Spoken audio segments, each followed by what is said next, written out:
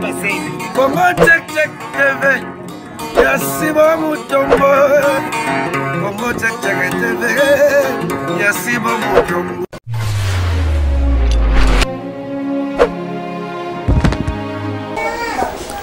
Mbote na bino nyonso balandi ya Congo Check Check TV et c'est ngona biso kozana bino na mokolo ya lelo. C'est Cynthia Mat, votre présentatrice.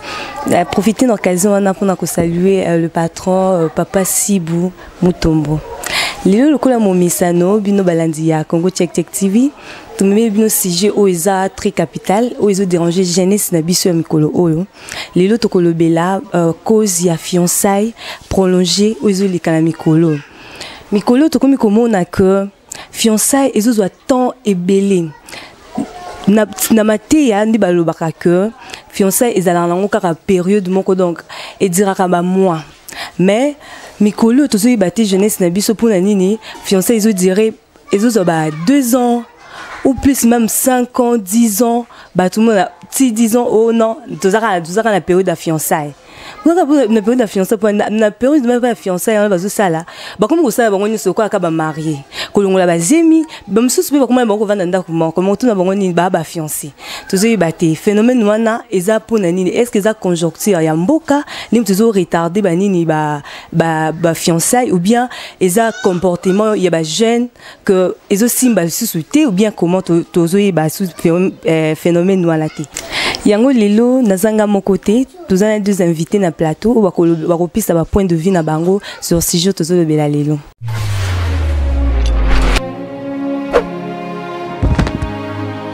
Merci, tous les jeunes ba invité na biso na plateau.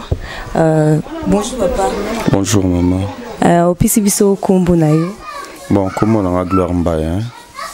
Azaye mon côté, tous appelé. Bonjour maman. Bonjour. Comment on s'est présenté? On a comment on a chez la coupoula. Merci, oui, qui va comme la bango. Nous te qui, comme rappel, lelo tozo le bela sur cause y a fiançailles prolongées. Et moi tous na ba invité na biso ba pisa ba vie na bango. Tuku banda ipa pa na biso.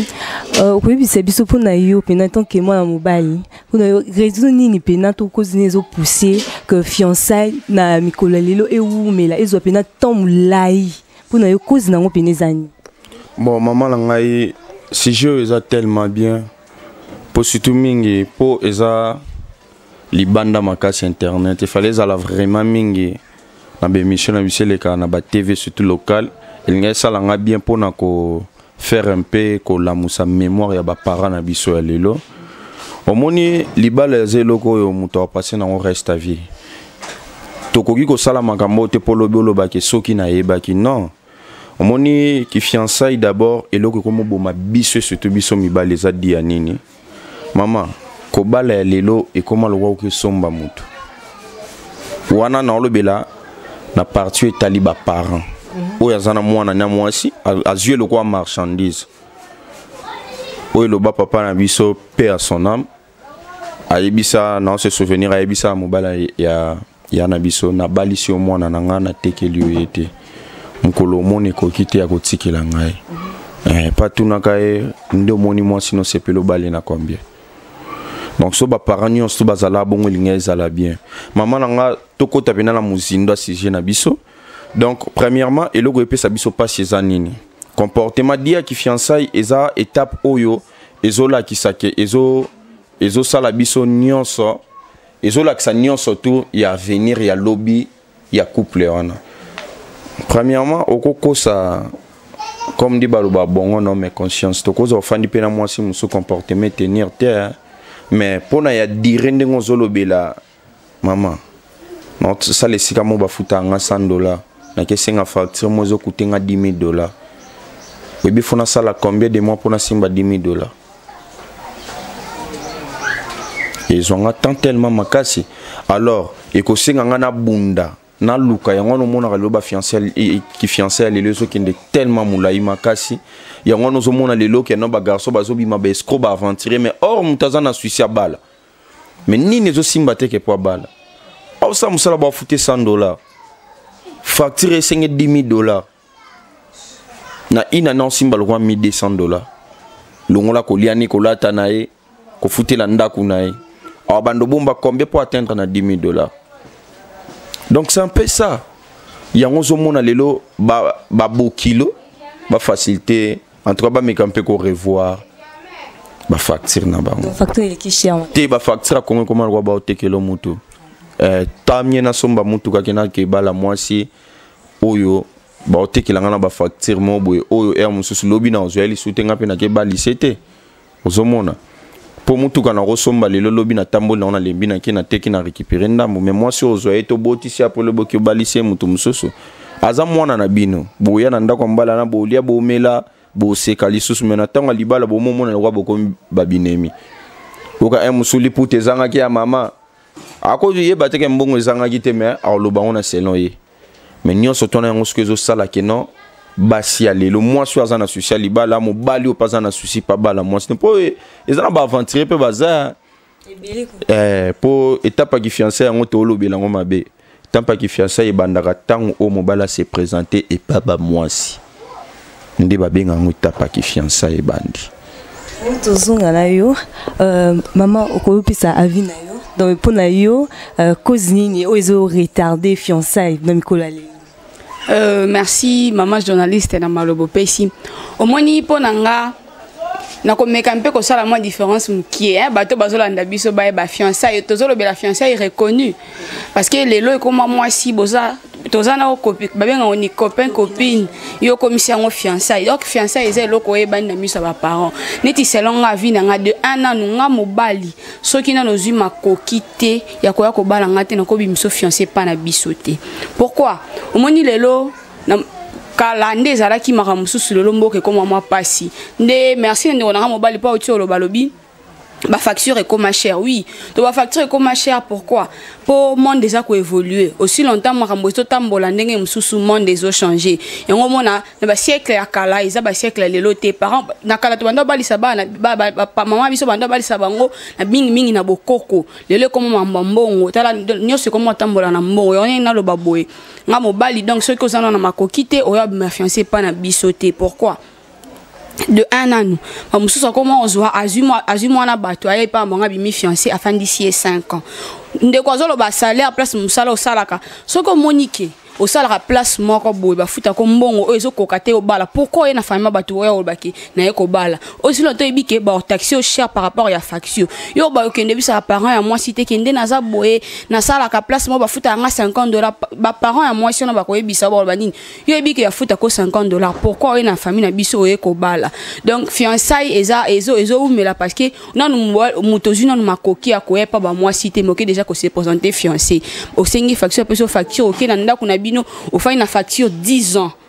fiancé il y a 10 ans est-ce que fiancé na normalité pena fiancé il y a 10 ans ezalaka to compter copain copinage to ko fanda na biso 10 ans ba parents ba yebi na bango biso te maintenant déjà comme ma fiancé pas basi ko fanda mona ba tout sous 10 ans te neti nga tant que moi sinon c'est pelate na linga ngote ko fanda nga 10 ans te on ba fiancé ezo umela pourquoi nga na zo pesa na ngate ke o mbombo ke za mabe oui d'être pas mbongo pesa te mais soki o moni ko za na makoki te ko ne ko mana no fiancé pas et pas ya mwana ba tout te poka ba ye ba yo ko za intel zela mukolo ko za makoki te nzamba ko pambola yo ke na famille ya bana bato sai nini obimi fiancé et on ba repesa facture ali po za katanga ozo ya ko ma fiancé ozo na facture to ozo facture ali bala o bisi monter dans 2 mois peut-être dans un mois na ko ya ko bala mwana bino c'est ça ya te ko oyo ozo facture le 26 mois bato 10 ans comme ma fiancé prolongé pour cause ba fiancé pour ya fiancé prolongé en wana olinga ka baye so bo sala basala ngo na zuwa te na kanga mwana lo kwata vrai chéri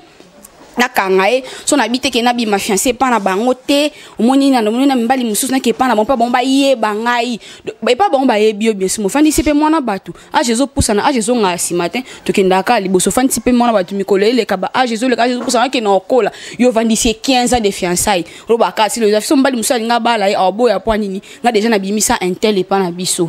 eza bongo papa pour na nini évoquer que nini ba facture entre autres que ba facture p ezo sala que ba fiançailles et oumela nanina si ko oso de tel pe bien ba msu ba lo ba rappeler que non au comportement p na va na yiba na comportement non bien est-ce que na fiancé na période de fiançailles o yiba comportement ya mutu malamu pe no ko yiba pe na alinga ka boya sala ka boy aza ouverte na cadre ya moi c'est que zo bien aza ouverte azarani est-ce que na période de à 26 mois là batu longtemps oui bah comportement la nuit bon premièrement na bato ba sala philosophie pour encore observer muté sengo inanité vous comprendre et sengo inanité ba temps ba anité koyeba mutu est tout au beau partager ne na makamoko bo eza ke non o etali relation ya bolingo soza mobali ya solo koyeba ye na 1 mois même avant que tu commences à 2 semaines tu vas atteindre 1 mois koyeba so azara mutema mabe so gazarani na ngina révoquer le monde de la biso moi ça lobby a lobby le mois lobby so ki ozana makoki te okobima te oui mais est-ce que le problème c'est ça la biso ezani batu musu ba okebima ba fiancé eza dipé ya basi le quoi ba kangela muningani lupango ngapi fo ba kangela mais conscience nous reprocher non mobali na yo po ya ko mona ke kana teva plasma na ndako o mona kina mwambe tu moko boye et sali ke o ko me pressionner o ko me ko pousser mobali na te ngalinga ko bime pa na biso ba raison monsieur eza bongo mais na ndenge ngana ebike na zo salaire autant lelo oyo ba oloba ke monde évolué monde ko évoluer jamais ne le maman biso chez la lobby na coutume to ça il aura toujours ancienneté to ça na nouveauté té ba papa na biso le ba mobali sa biso na ba chercher surtout ba bazo ba balela ba maman na bango ba maman ya ba basi na biso bon omoni elo ndeko na biso mo ça lobby za bien mais lelo ba mibali ba mo kende mbangu eza pona teka ke non pour moi ça za kitoko te ozomona eza ba réalité mususu bat ba okuta na ona ba vie eza tendenge ya kanaki ako ya pas une facture akinang ma ju facture le lolo ba longo musala siko ozombongo yo balinde babiloko eza coutume changera te tellement toujours place moko ba papa biso ba balaki ba pesa ki bango chance pour et pas ba bokilo na bango ba kinde ba évoluer mais biso lelo ba pesa biso chance te biso tozo yande ko somba basi o sombi penda moi so kenaye donc ya wana comme net pour na ngana point de vue na ngana oloba ce qui dirait ça tellement moulai premièrement na moi phrase monga mukuseza eza kozanga pour non za ba hypocrite eza kozanga mutu msupa ko linga moi sine tellement makasa za besoin balé mazala ngote deuxièmement musu eza peke non a mesani ka bi ma fiancé pour ko lia fou pas et papa ba moi si chaque pourquoi des garçons musu bazala maman ne lia fou chaque pourquoi pour karabaye baye mais or azani na capacité au balaté donc c'est un peu ça maman ngai kuya ndingo utukoloba wa ba fiancé kuya et pas nani pas fiancé nae et en nyonso bamsusu nditi naka ya bana basi msusu azaraki non o fiancé na ya mingi ko yo tala msusu pe balinga na bango te siku yetoke mobile est-ce que yo pena comportement no jara onde bon neti ngai premièrement nzamba salanga na mutu mona muta soni makasi amuta soni makasi ko luka ko fréquenter babokilo ba lokola mon même président de la République ana 2 personnes à respecter donc tout le bas soto tchede par rapport à moi sina mobali des êtres humains au penda yaka kiti mutu ezala ka bokilo na maman na tata na babokilo ça veut dire des sexes différents quoi maman papa maman na papa donc babokilo ba lokwa batumo ba lokwa ba roi beaucoup kutana pamba tene net na biso baluba bokilo ba roleka na boete siko ngani tso na za fiancé na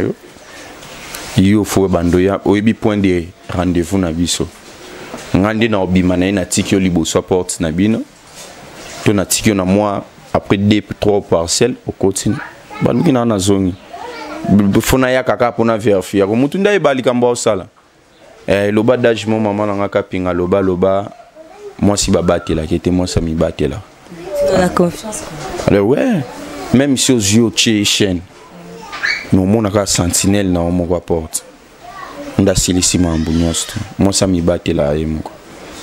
ndiko biso ibali boela ndenge papa na biso lobi awa donc fiançailles to besoin la période na mina na fiançailles ça sert à rien no monde ngo to donc ils ont pena importante et on nyonso ozawa na fo recevoir moi si pas na bango est-ce que bimaki bon monsieur ce plus loin azo tu venais téléphone à moi seiba abengaki nani akomelaka nani vraiment ton besoin na période dans la fiance on a confiance en moi c'était bon ce que tant ko bala est-ce que confiance on est ko ya vraiment tout ce qu'il a pu basi moi espace quoi dans ça na confiance na muto na partenaire na yo pour ton oponier oyebi ke non muto na poni na bimi fiancé pas na bango yolande beaucoup années elongo vie mobimba nebite maman oyoki ndenge papa asili koloba pona obakisa na obakisa mo mukie donc obakisa na kota na mo eloko mo alobaki alobi okoya pa babokilo ozi facture oke musale longo to koti bing na spiritualité avant oya ko za facture pa ba mwasi ba se préparer déjà ezate ke na zui facture pona ko moke luka mbonga libala non ezala ate mobali na tant déjà to ke ne poto ke ndeko bima ba fiancé ngana yo to photo yo kana photo yo kana biso mibai na bita ndeko basi bolanda ngana mibai soki na loba mabe mais na ndimite fo ngana yo kana photo ke me pa pa na biso nga etant que moi si to ba no bomba d'ambo na biso libala to bidaki auto somba boy et après bisinga to kene ke de ma fiancé et pas na bino pour ça la ke ba fiancé wana eza la fiancé moko prolonger te ndenge ndeko na biso yo mozolo ba eza la prolonger te alors ba ke ozi facture pas ba moi si aller OK kuna ba longolo musa pourquoi ozo souhaiter ka ozo facture ba longolo musa la tango ba longolo musa ça la économie te to mona ko ba bomba mbongo ba service belé comme belé ba bomba mbongo na ba banque ba partout yo ozo souhaiter ko ozo facture pas moi na batu alors que ba OK balongoli musa pa mpesi mingi na bandeko basi pe na ko loba soko moni ke mobala zana na makokite ko lukate ko forcer ko ma fiancé pa na bino po lobi plus tard ko manini ke o mobali wana zakane na mbongo za ko mwana so na yeba ki kutu e ko makoto finisa bandeko so mbalite so moni ke mobala zana makokite tambo na mobali na yo selon makoki o ya zana ngo mkolo mona ke makoki ezali ya ndimi papa to ke pa na biso obi ma fiancé tango obi ma fiancé lelo un mois o obalinga po ani ko ma fiancé prolonger te eza bongo dans un suki na ele o msolo bate. Merci Balandi boyo kibino moko ndenge bandeko na biso na plateau basi koloba donc bandeko ba fiancé ba jeune fiancé na ba OP baza ba quotidien na période donc ba umeli na fiançailles donc eza nango tardé pour na ko changer bino pe bandeko basi na kana bino bo force à mibalité. Hein? Donc, nyonso ils ont la préparation. Nyonso il faut se préparer avant ça makamnos. Mobile vous akini na bino ba copain bondo ska bino banda moni kete muninga kuna bazuye ba omoni ke no camarade na kuna ba ko bimine ko fiancé. Yi ba bimine ki fiancé parce que mobile a se préparer ke moni ke no na komi na après ya ko bima. Donc zela temps na yo pona auto bete na ni na ba phénomène mikolo ndé komi au 10 ans, 12 ans kara fiancé lampe e komi mara mususu. Déjà ba étape nyonso to komi presque na suka ya émission oyo pas mot de la fin na yo bon mot de la fin na ngeza merci vraiment na moto yo apprécié ce jeu en tout cas donc pour nanga vraiment j'ai aimé beaucoup parce que to me kempe na ba parole ba Hollanda biso je ne pense même pas que non et ko ba retirer même ata moi leçon moi qui na malobo to lobia donc na bande ko na biso bozambangu Lukambongo kende ko bima et pas moi sinon et ça la bien donc mot de la fin ngeza yango bon mot de la fin na yo bon nga mot de la fin nga par rapport à émission isa na aimé na nous de un sujet na aimé sujet et puis mot de la fin nga isa bande ko basi to zamite moi ko kita au âge nzambe